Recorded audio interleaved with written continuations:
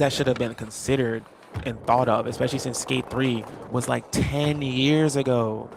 Like, there's no way we wait years for this. Like, there's just no way. Like, yes, the skating feels great, but what about the rest of the game? And this is probably the last point. And obviously I can't fit this all in my little TikTok that I'm gonna make, but this is the last point too. I absolutely despise how the player just ragdolls when he falls. I cannot stand that.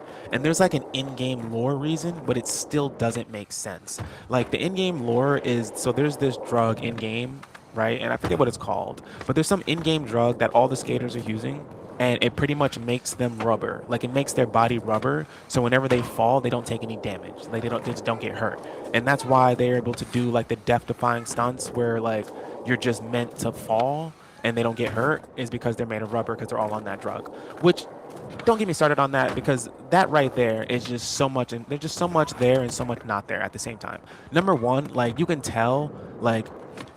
can tell that, like, here it is. This is the name of the drug. It's called Impervatec. Like, number one, you can tell that like they want this to be a part of the game, but they also don't, because it's a drug and like they're not trying to promote drug use. But like also it's such a major plot point of the game. Ever see the person take the drug, you can't like take the drug yourself, like press a button to turn it on or off or anything like that. It's just something that the skaters just, they're just all on, I guess, right? So that's why when you fall, you just ragdoll, because it doesn't matter if you hurt yourself. You know, in fact, it's better if you ragdoll, because if you like fall and like fall some crazy way, I guess all the other skaters are gonna think it's cool or whatever. But that's dumb. Like, it's dumb mainly because if this were really a drug, there would be skaters out there who are so straight edge that they wouldn't take it, even if it made them skate.